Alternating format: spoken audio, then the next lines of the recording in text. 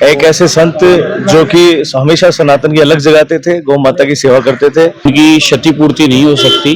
श्री राघवाचार्य जी महाराज वेदांताचार्य, बनारस से gold medallist, Sanskrit में स्वर्ण पदक प्राप्त हुआ। वैष्णव जन को बड़ा क्षति हुई है, बड़ा दुख है, बड़ा खेद है, मन में वेदना है, कलेश है।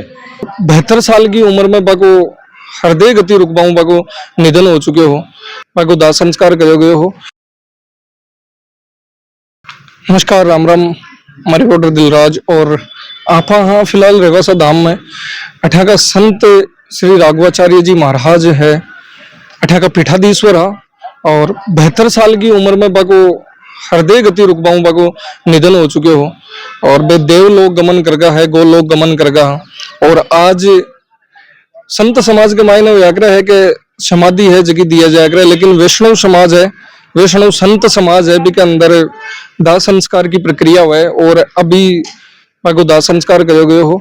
राघवाचार्य जी महाराज बे संत है जगह एक अलग वेदांत के लिए अलग जगह ही रेवासा धाम और अपने पूरे विश्व के मायने, भारत के मायने और बिग बाद में बात करा तो वेदांत के मायने गोल्ड मेडलिस्ट आवे और संस्कृत के मायने गोल्ड मेडलिस्ट था और 1952 के मायने बे बाको जन्म हुआ हो और 1984 के मायने बे रेवासा धाम का पीठाधीश्वर बनया हो और बिग बाद के मायने और पूरा सनातन ने आगे बढ़ावा को काम है बे करे हो।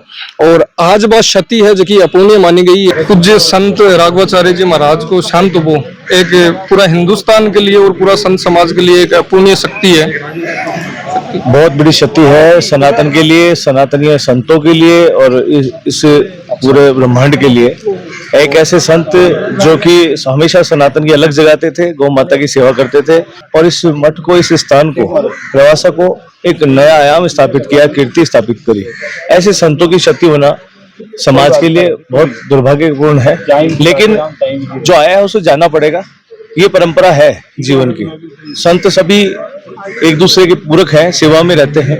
महाराज श्री ने भी यहाँ बहुत सेवा की और ऐसी सेवा जो गौ माता की सेवा और सब प्रकार की सेवाओं को परिपूर्ण करके इस स्थान को एक नई कीर्ति स्थापित कर दी। अब इसको आगे मतलब पीठाधीश्वर महाराज जी के सानिध्य में ये स्थान आगे बढ़े, सभी संतों की इच्छा है। और राघवाचार्य जी महाराज ने भी पूर्व में उनको ही यहाँ पे निवेदन कर दिया था कि आप इस स्थान की संभालेंगे। पूर्व में भी उन्होंने कई बार चर्चाएं की है कि मतलब पीठाधीश्वर इसको संभाल ले तो स्थान आगे बढ़ता रहे। तो आज उनका अंतर्दृष्टि का कार्यक्रम हुआ है। अब 3 बजे उनका जो है आज हम सभा का आयोजन रहेगा यहीं रेवासा में गौशाला भूमि पर। आप सभी से निवेदन है कि वहाँ शोक सभा में उपस्थित हों और आशीर्वाद ले सभी संतों का इस स्थान पर। संत राघवाचार्य जी की आज शक्ति है पूरा सनातन के लिए।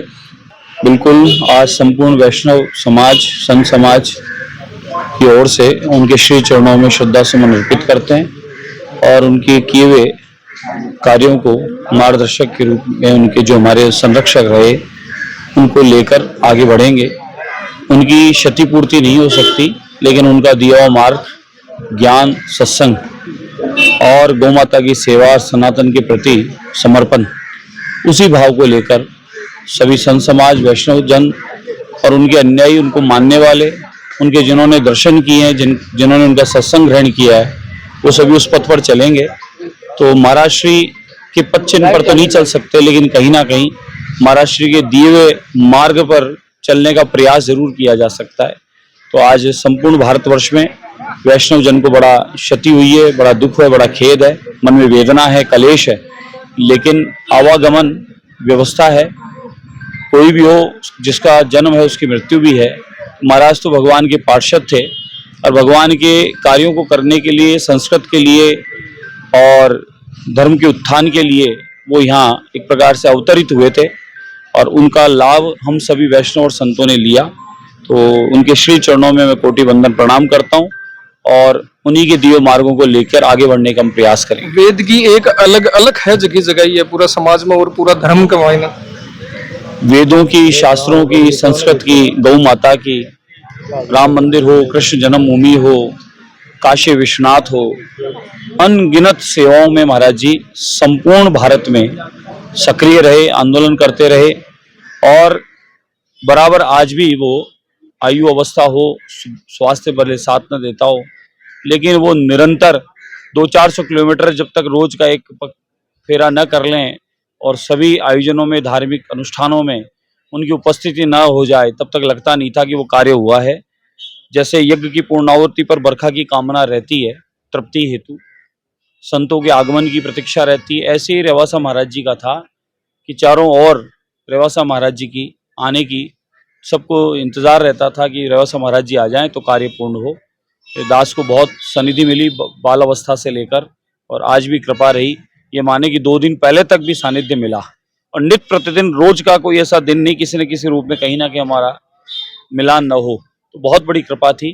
अब शरीर रूप से न हो, लेकिन आत्म स्वरूप, ज्ञान स्वरूप हम सबके भीतर विद्यमान और विराजमान है। बिल्कुल देह है गयो लेकिन आत्मा है जगी बिल्कुल बिल्कुल है, बिल्कुल ऐसा। वहाँ की आत्मा सदैव, वहाँ को ज्ञान, वहाँ को मार्ग दर्शन दिएड़ो, वहाँ की गो सेवा, संस्कृत के प्रति वहाँ की जो काम आ वह कामाने आगे लेर बढ़ा, और वहाँ का कामन जो दिएड़ो निर्देशन है उन्हें लेर काम कर। दिलराज को भी आशीर्वाद देते महाराज जी, बहुत अच्छा।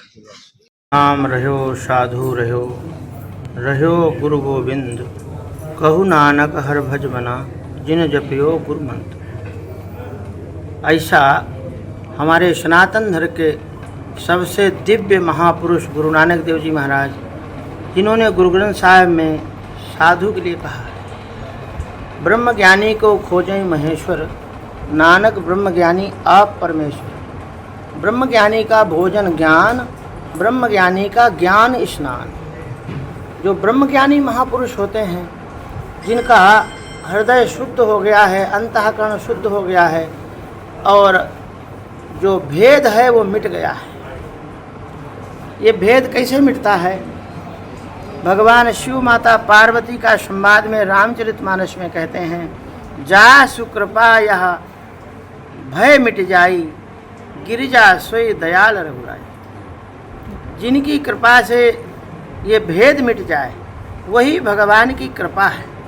ऐसे हमारे परम पूज्य साकेतवासी अनंत श्री विभूषित, उस समय इनकी इतनी योग्यता, दिव्य परंपरा से पठित काशी हिंदू विश्वविद्यालय, संपूर्णानंद संस्कृत विश्वविद्यालय में महाराज जी पढ़े। जब मैं महाराज जी से प्रथम बार मिला तो महाराज जी ने कहा कि कहाँ पढ़े हो? तो मैंने कहा महाराज जी मैं बनारस हिंदू यूनिवर्सिटी में, वहाँ से मैंने वेदांताचार्य किया, संपूर्णानंद से व्याकरणाचार्य किया। तो बड़े खुश हुए, अरे वाह तुम तो हमारे गुरु भाई हो।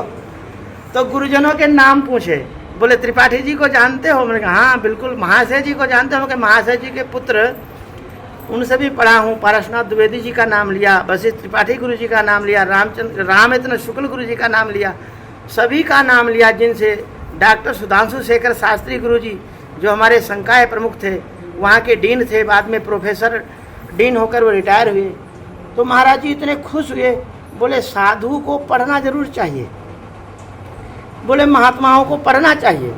भजन करने के लिए पूरा जीवन पढ़ा, 10-15 साल पढ़ना चाहिए। संस्कृत का ज्ञान होना बहुत जरूरी है। अपने शास्त्रों को पढ़ेंगे नहीं तो उनकी रक्षा कैसे हो? तो महाराज जी इतने महान संत थे।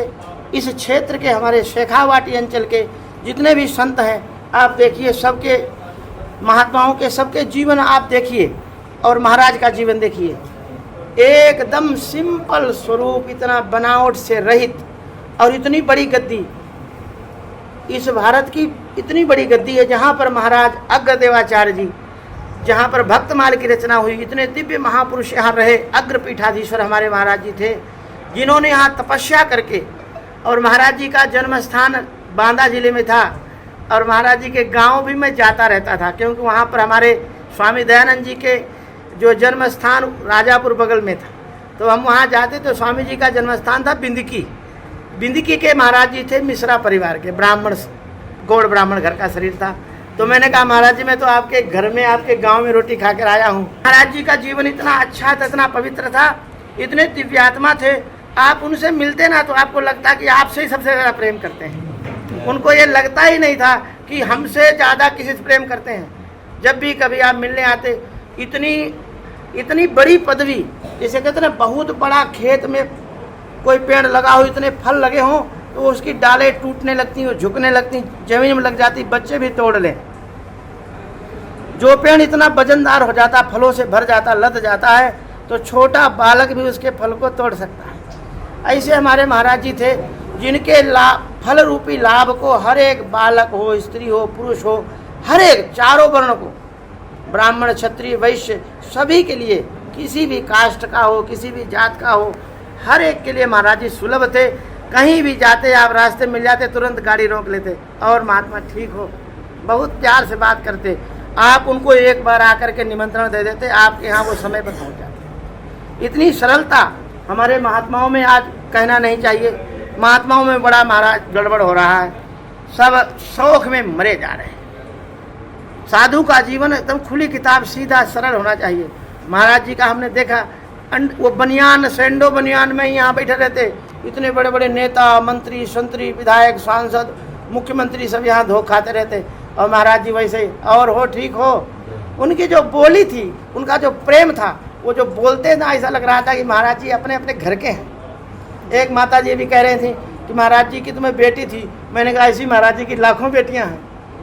महाराज जी का जो स्नेह था, और सबसे बड़ी बात यह है कि महाराज जी ने जो बनारस में रह करके जो वेदांत से आचार्य किया, और सनातन धर्म के लिए हमारे विप्र फाउंडेशन के संरक्षक संयोजक सुशील जी ओझा के पास महाराज जी ने संदेशा भिजवा, सुशील जी हमारे विद्यालय को आपके विप्र फाउंडेशन की आवश्यकता है, आप सहयोग करिए, विद्यालय में सरकार द्वारा कुछ मिलता नहीं।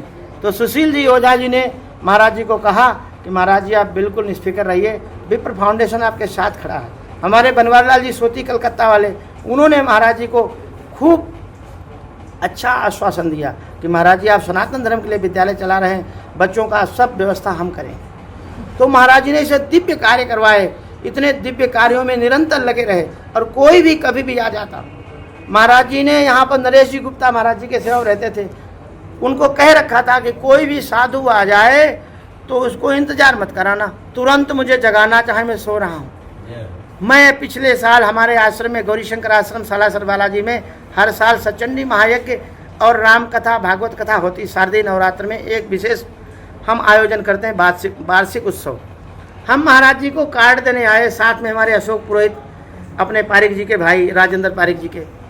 हम यहाँ आकर के बैठ गए तो महाराज जी अंदर विश्राम कर रहे थे, तो हमने कहा महाराज जी को विश्राम करने दो, गुप्ता जी जगाना मत। बोले ना ना ना, महाराज जी नाराज हो जाएंगे। महाराज जी का कहा हुआ है कि कोई भी महात्मा आवे तो मुझे तुरंत जगा दो। उन्होंने जगाया तो महाराज जी ऐसे बनियान ऊपर करे ही ऐसे यहाँ आके बैठ गए। इतनी सरलता हमारे लिए तो वो गार्जियन ही थे। हमारे साथ में किसी व्यक्ति ने चीटिंग कर दी, हमने महाराज जी को बताया, महाराज जी बोले कहाँ है, नंबर लाओ फोन, अबे ससुर ठीक कराते। उन्होंने तुरंत अपने शिष्य संकल्प शर्मा को, एसपी को फ़ोन किया, और 2 मिनट में समस्या का समाधान कर दिया।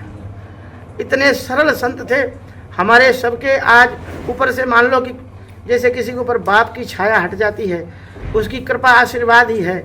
आज महाराज जी हमारे साथ में सशरीर नहीं है, सदेह नहीं है, पर उनकी कृपा, उनका आशीर्वाद हमारे ऊपर हमेशा रहेगा।